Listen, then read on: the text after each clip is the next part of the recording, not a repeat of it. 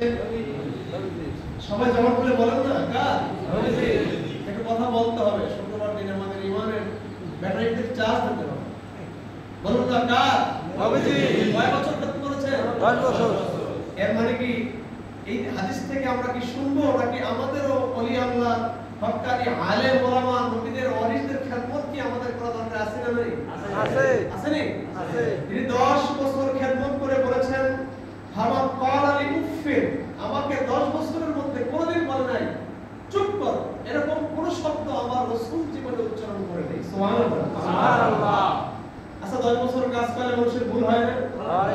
কিন্তু রাসূলের পাকসাম কোনদিন হযরত আনাসের মতো ছোট্ট মানুষটাকে তিনি উফ সামান্য উফ শব্দ উচ্চারণ করেও একটু কষ্ট তাকে দেননি। ওয়ালা লেমা সনাতা, কোনদিন বলে নাই যে আনাস তুমি এই কাজটা কেন করেছো? ওয়ালা ইল্লা সনাতা, এবং কোনদিন বলে নাই যে তুমি এই কাজটা কেন করলে না। এতটুকু শব্দ আমার রাসূল আপনার প্রতি উচ্চারণ করে নাই। এর মানে নবীজি বলছেন তুমি আমার খেদমত করতে এসেছো লিল্লাহি, আল্লাহকে খুশি করার জন্য, কোনো মজুরি নাই, পারিশ্রমিক নাই, অর্থাৎ তুমি যাই করেছো তাই আমার জন্য দয়া ইহসান, অতএব আমি তোমার কাজে খুশি ছাড়া বেটার হওয়ার কোনো সুযোগ নাই। কিন্তু আমরা আমাদের জীবনে কর্মচারীদের সাথে যে ধরনের আচরণ করে ফেলি, যে ধরনের শব্দ উচ্চারণ করে ফেলি, আমাদের শ্রমিকদের সাথে, খাদেমদের সাথে, এটা কিন্তু অবর্ণনীয়, যার কোনো সীমা নেই।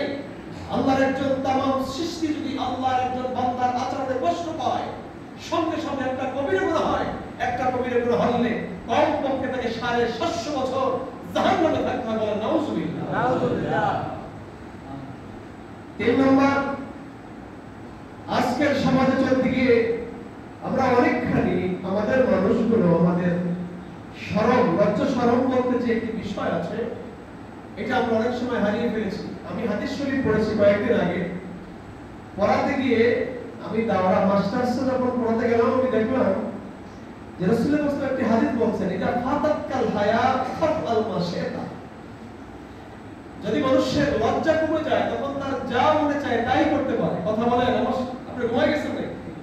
কি বলছে বলেন তো দেখি? যখন মানুষের লজ্জা শরম কমে যায় তখন তার যা মনে চায় তাই করতে পারে। আমার লজ্জা আছে, একজন মেয়ের দিকে তাকাবো, আমাকে খারাপ আচরণ করতে পারে, আমি চুপ থাকি।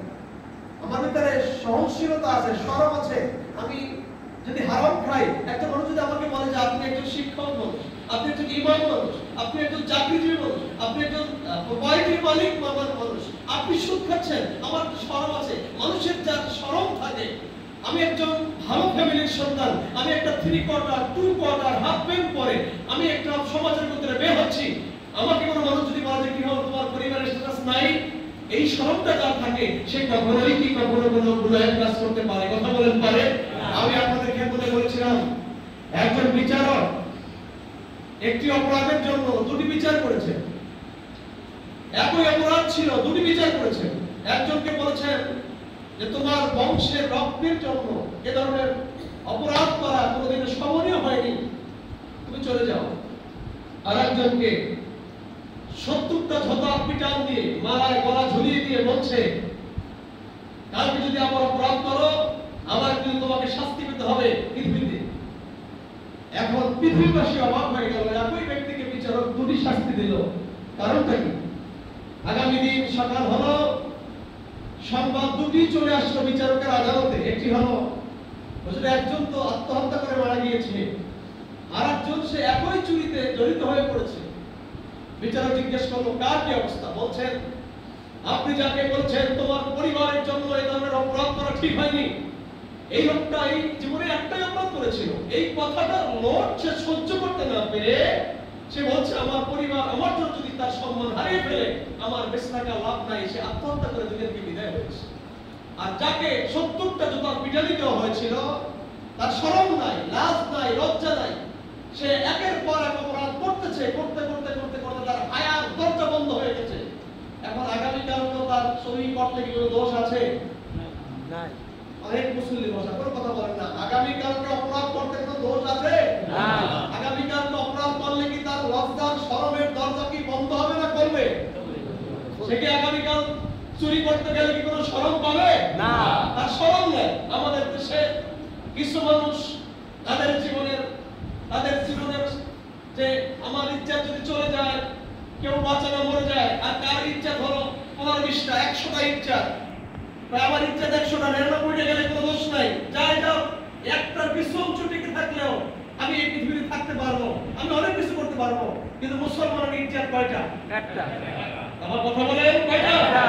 আমার ইচ্ছা, আমার আব্রু, আমার ঐতিহ্য, আমার পরিবারের স্ট্যাটাস আমি একজন মানুষ নামে কখনোই শেষ করতে পারবো না। দেখুন রাসূল পাক সাল্লাল্লাহু আলাইহি সাহাবী আবু সাঈদ আল-খুদরি রাদিয়াল্লাহু তাআলা তিনি বলেছেন, রাসূল পাক সাল্লাল্লাহু আলাইহি ওয়াসাল্লাম কানা আশাদ্দু হায়াআন মিনাল আযরা ফি খিদরিহা, যেই মহিলাটা পর্দার মধ্যে থাকে, কুমারী নারী, যার এখনো বিয়ে হয় নাই, যে পুরুষের সামনে বের হয় না, যিনি কোনোদিন পুরুষের সামনে চেহারা দেখায় নাই, এইরকম কুমারী পর্দানিশীল কোন মেয়ে যেমন সমাজের ভিতরে তার যেমন লজ্জা শরম হায়া, আল্লাহর হাবিবের জীবনে কুমারী পর্দানিশীল মহিলার মতো রাসূল পাক সাল্লাল্লাহু আলাইহি এরকম শরম ছিল। সুবহানাল্লাহ, আল্লাহর বলেন না সুবহানাল্লাহ।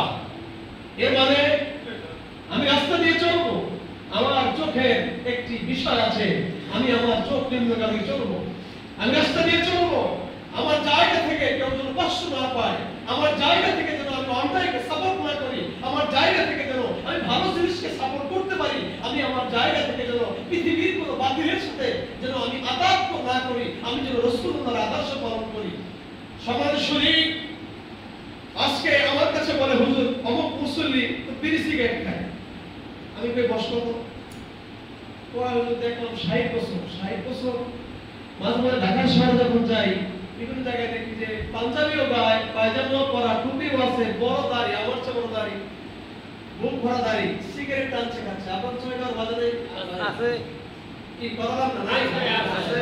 আচ্ছা, এত সুন্দর একটা আল্লাহ তাকে সম্মান দিয়েছেন, মানুষ যখন বুড়ো হয়ে যায় তখন আল্লাহ তার প্রতি এত দরদি হন, বুড়া মানুষ হাত তুললে আল্লাহ হাত দিয়ে দিতে লজ্জা বোধ করে। সুবহানাল্লাহ।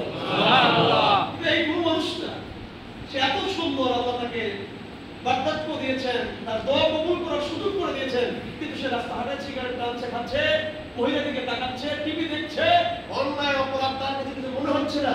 আমি বললাম হ্যাঁ সম্ভব, পারবে। যখন তার লজ্জা নাই, শরম নাই, হায়া নাই, তখন তার জন্য সব সম্ভব। এটা তো সাধারণ জিনিস, এর যে মারাত্মক অন্যায় সম্ভব যদি তার চোখের শরম না থাকে। কথা বলেন ঠিক কিনা? সমাজেশ্বরী রাসূল পাক সাল্লাল্লাহু লজ্জা ছিলেন পর্দানিশীলা কুমারী নারীর চাইতে অধিক বেশি। সুবহানাল্লাহ। এতে পৃথিবীতে আমাদের দেশের মহিলাদের অবস্থা যা দেখেছেন, যে একটা মহিলা পুরুষের পোশাক পরে বাইরে নামে, পুরুষ শরম পায় কিন্তু মহিলা পেটে যায়। কথা বলেন আছে নি? আছে। বাবা, অনেক বাবা সে দেখায়, এই দেখো এই মেয়েটা আমার, খবরদার এই হাত কিন্তু সাক্ষী হয়ে থাকবে, এই হাত এই পৃথিবীর আলো বাতাস সব সাক্ষী হয়ে থাকবে যে আপনাকে আর মেয়েকে আল্লাহ মেয়ে বানিয়েছেন। এইটা জিন্সের প্যান্ট পরে রাস্তায় ঘুরে আর আপনি দেখান যে এটা আমার মেয়ে, খবরদার। পৃথিবীর শক্তি আজীবনের জন্য কি আগেকার কথা বলে তাকে নেই। সমাজেশ্বরী রাসূল পাক সাল্লাল্লাহু আলাইহি ওয়াসাল্লাম তিনি বলেন, আরেকটি হাদিস আবু হুরায়রা রাদিয়াল্লাহু তাআলা আনহু থেকে বর্ণিত, তিনি বলেন সামিআতু রাসূলুল্লাহ সাল্লাল্লাহু আলাইহি ওয়াসাল্লাম ইয়াকুল ইযা উকিমাতুস সালাত ফালা তা'তুহা ওয়া আনতুম তাসআউন ওয়া আতুহা ওয়া আনতুম তামশুনা ওয়া আলাইকুmus সাকিনা ফামা তারাকতুম ফাসাল্লু ওয়া মা ফাতাকুম ফাতিম্মু। ইমাম বুখারী ও মুসলিম হাদিস বর্ণনা করেছেন, যখন নামাজের ইকামত দেওয়া হবে তখন তোমরা দৌড়াইয়া তাড়াহুড়া করে মসজিদে আসবে না, এটা নিষেধ, মাকরুহে তাহরিমি, মাকরুহে তাহরিমি, মাকরুহে তাহরিমি।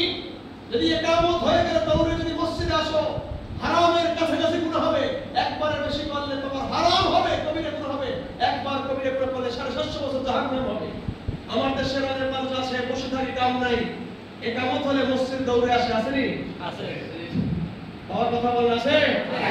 নামাজের জন্য রাসূল পাক সাল্লাল্লাহু আলাইহি ওয়াসাল্লাম বলেন, তোমাদের জন্য দায়িত্ব হলো তোমরা ধীরস্থিরভাবে শান্তভাবে মসজিদে এসে নামাজের যতক্ষণ অপেক্ষায় বসে থাকবে ততক্ষণ তোমাদের আমলনামায় একটা পবিত্র কবুল নামাজের সওয়াব দেওয়া হয়ে যাবে। সুবহানাল্লাহ। সমাজেশ্বরী নামাজ হবে 1:30-এ। মনে করুন আমি এসেছি 1টায়, এই যে ফুল টাইমটি বসে আছি নামাজের জন্য, আল্লাহর হাবিব বলছেন এই ফুল আধা ঘন্টা টাইম তুমি নামাজে থাকলে যেমন তোমার যে সওয়াব হতো, গুনাহ মাফ হতো, এই ফুল টাইম তোমাকে নামাজের সওয়াব দিয়ে আল্লাহ পূর্ণ করে দেবে। সুবহানাল্লাহ। বলুন তো একজন খুতবার শুরুতে নাকি আগে? আগে। নামাজের প্রস্তুতি নিয়ে আমি যখন শুনেছিলাম সাহাবায়ে কেরামের জীবনী, সাহাবায়ে কেরাম রাসূল পাক সাল্লাল্লাহু আলাইহি ওয়াসাল্লাম বলছেন শুক্রবার দিনের প্রথম মানুষের সওয়াব হবে একটা উট আল্লাহর রাস্তায় কোরবানি করলে যে সওয়াব হয়, এই পরিমাণ সওয়াব যিনি প্রথম আসবেন তার আমলনামায় দেওয়া হয়। সুবহানাল্লাহ। আচ্ছা, সাহাবায়ে কেরাম এই সওয়াবের জন্য শুক্রবার নামাজ বৃহস্পতিবার থেকে মসজিদ নববীতে এসে ভিড় হয়ে যেত। রাত্রে শুক্রবার সকালে জুমার আগে তো কোথায় নাই, সারা দিন রাত্র বৃহস্পতিবার শুক্রবার থেকে সাহাবায়ে কেরাম মসজিদে কার আগে কে এসে সওয়াবের ভাগী নিতেন। ওসমান রাদিয়াল্লাহু তাআলা আনহুর জীবন দেখছেন, তৎকালীন সময় মসজিদে মানুষ ক্রয় বিক্রয়ের মাল নিয়ে আসতো, ইসলামের বিধানটা ছিল না মসজিদে বিক্রি করা। ওসমান রাদিয়াল্লাহু বলতেন, এই তুমি কেন এসেছো, তোমার হাতে কি বলো?